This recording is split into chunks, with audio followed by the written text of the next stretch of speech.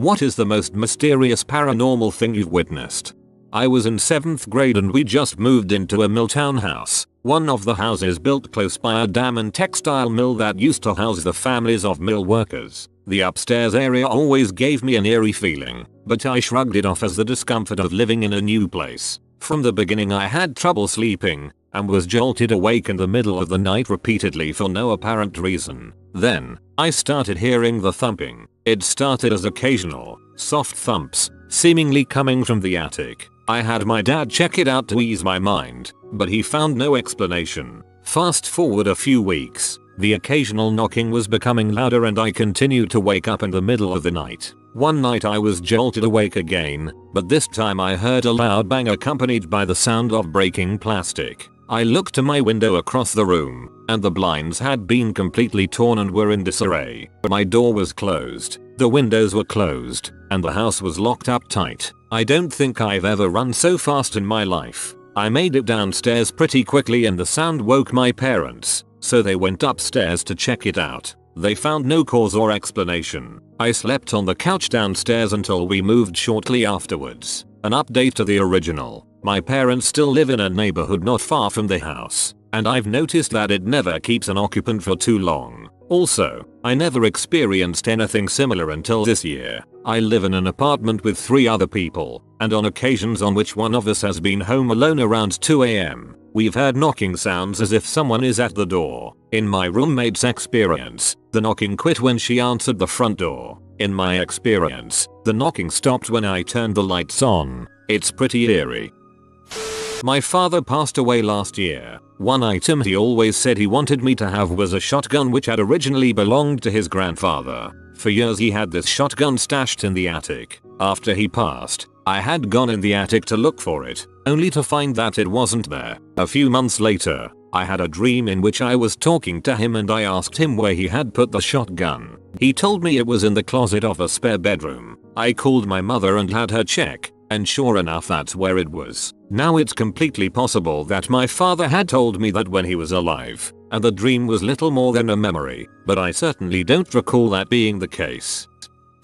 Scariest moment of my life happened while my friend and I were camping in eastern Canada as teenagers. We decided to sleep in this abandoned camper we found deep in a large forest that was near our town. It had been there so long that small trees had grown around it. We'd stumbled across it when we were exploring a few months back and thought it would be cool and brave to sleep there for a night. So one weekend we did it. We arrived after dark because we had gotten lost trying to find the camper. We had a really low power flashlight, so it made it even more difficult. Once we finally found it, we opened the rusty door and stepped in. The sounds inside the camper were shrill and itchy. There were typical camper things strewn about: cups, empty cans, swollen Pulp Fiction novels. Already tired, we holed up in one end of the camper where the bed area had originally been before the cushions had rotted away to almost nothing. A long hallway stretched the length of the camper so we could basically see from end to end. It was a miserable night. There were several rats living in there. I saw them staring at us from a chewed out part of the ceiling. When the wind blew outside, the camper would shriek and groan. We even thought we heard a bear outside too, walking around. Still, we feigned bravery and acted like we were having a good time.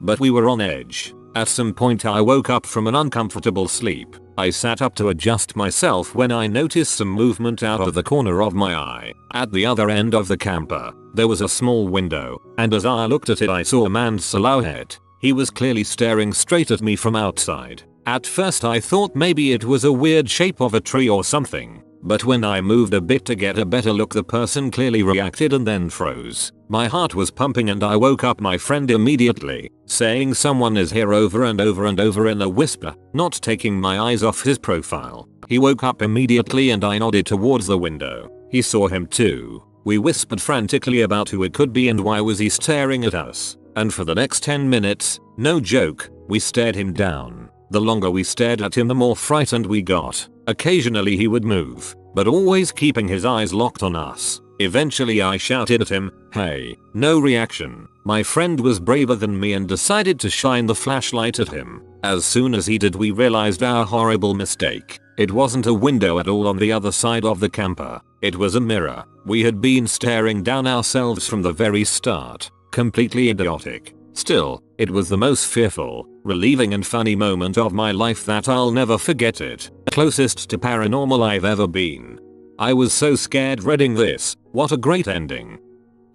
My mom told me this story the other day and it freaked me the frick out. When my oldest sister was little, like 3, she asked my then pregnant aunt to pick her up to hold her. My mom said she was like, "She can't pick you up, honey, she has a baby in her tummy." And then my little sister was like, "That baby is dead." My mom freaked out, but my aunt and grandma were fine and were telling my mom it was all good. She was just a toddler and didn't know what she was saying. Well, lo and behold, my aunt goes to the doctor the next day for a routine pregnancy checkup and the baby was dead. Give me he willies just thinking about it.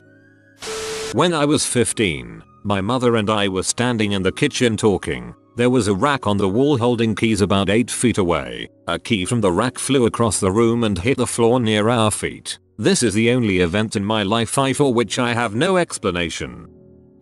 My grandfather passed away just a few weeks after I was born. Never met the guy, never knew what he looked like. When I was 5 years old, I started to see this man in our rocking chair. I called him the rocking chair man. My parents thought it was that imaginary friend stage, but it started to bug them when I told them every single day. They finally questioned me about it. I told them every detail I could remember and finally they showed me a picture of a man. It was my grandfather. To this day, I'm 22 now, every time I dream, he is in the background somewhere. I remember when I dreamed about my high school graduation and I looked in the stands and I saw him with my parents. I like to think that he's just watching out for me and being there when he's not really there. So I am a true believer of the paranormal. About 20 years ago, my mom came out of the shower, pale, shaking, and hysterical. My aunt spoke to me and she is here to pick someone up. I know she is talking about my father, she said to my dad and I. Her aunt has been dead for many years. 2 days later, my grandfather, mom's father, was in the hospital. He was in a coma and died shortly after that from undetected lung cancer. I hear very often about dead family members appearing when someone in the family is going to die, to come get them. I'd like to see if anyone else has a similar story.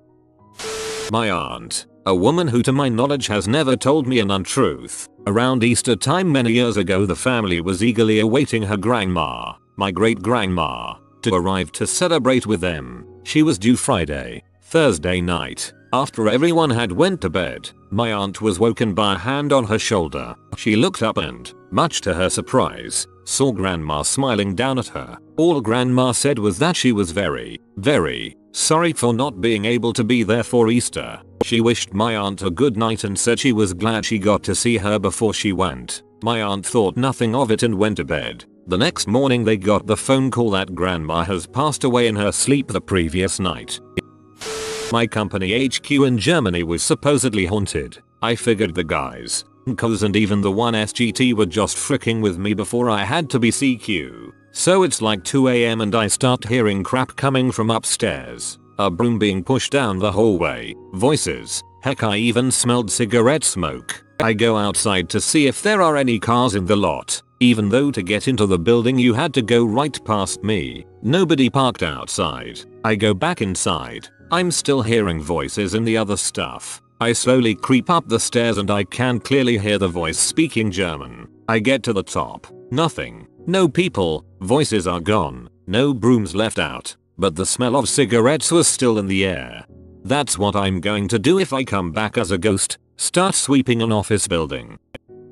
My mom grew up in a rural part of Guatemala where witchcraft was a real thing and has so many stories of the weird crap she and her brothers and sisters experienced there. Of all the stories she tells, the creepiest one deals with a young apprentice to a witch doctor who traveled around the country healing people. He was murdered west of Guatemala City and they had arranged to bring his body back to be buried there. They paid bottom dollar to have some poor bastard go pick up the body and bring it back in his pickup truck. The guy gets there, loads the coffin on his truck and starts heading back, but his truck breaks down on the way. He gets out and frantically tries to get the truck back on the road, as he has to be back in time for the services to start. He is completely alone in the dark hours of the early morning and a man in a nice suit comes from out of nowhere to help him out. The man gets his truck back in working order and walks back down the road into the darkness. The guy gets the body back in time, and after some prep, they begin the services. He happens to walk by the open coffin to pay his respects and sees that the dead man in the coffin is the very same man who had helped him with his truck.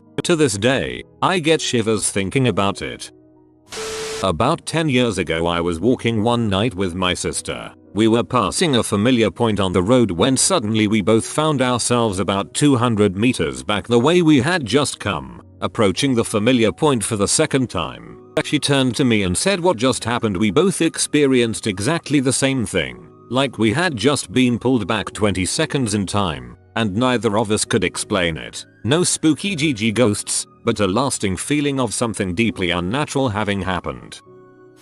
So this is a story from my family. When my mom was a young girl growing up in Vietnam, she had this weird dream about being in a darkened church. Everyone was talking in hushed tones, but it was English, so she didn't understand what was going on. But she remembered certain details, like the stained glass windows and the baptismal font. She told her parents, but they were kinda dismissive. They just told her it was a weird dream. A few years later, she was forced to flee South Vietnam because of the Vietnam War. Her family relocated to Florida, and they started their life over. About 10 years later, she went to the local Catholic church for her younger sister's confirmation, and suddenly she realized it was the same church she had dreamed of as a child. The same darkened church, the same stained glass, the same baptismal font. She talked to her parents again, and they remembered her having the dream and describing the place exactly. Maybe some of it is altered memory, but it's one of our family legends. I would swear crap like that actually happens a lot. I don't believe in any of that stuff, but when my dreams become reality just a day or two later, it makes me wonder. Edit. I can't spell. I saw a UFO once. I grew up in a really small town, population around 500. That was the only thing besides cornfields and emptiness between a bigger city and an Air Force base. One night I was sitting around playing minors when my mother came rushing up the porch and into the house screaming that a UFO had followed her all the way home. Naturally, my dad and I just kinda laughed. Then we saw the look on her face and bolted outside. There was what can only be described as a very round, smooth version of the B-2 bomber. It was this creepy metallic and shiny color. It would look near invisible unless you were right under it, and it would reflect back this huge fog from the ground, light bouncing back off of it. Also, I was probably 10 years old or so. My memory and judgment of distance could be faulty, but as I recall, the aircraft was almost totally silent and only traveling around 40 miles per hour. I realize aircraft cannot sustain lift at that speed, but honestly my father and I followed it in a car for as long as we could, ran out of road, and were easily able to keep pace with the thing. From my memory, the design was clearly a newer version of an already existing US military aircraft, but it was still freaky as all heck. Aircraft can travel at 40 miles per hour. It just depends how you design them. Lift at 40 miles per hour is perfectly possible. You have been visited by the Lord of the Good Boys. Comment who's a good boy to instantly become part of the Good Boy Squad. If you are new to the channel, you can subscribe. I publish new videos every day. Until then, check another video, or don't. Either way, have a great day, you magnificent people.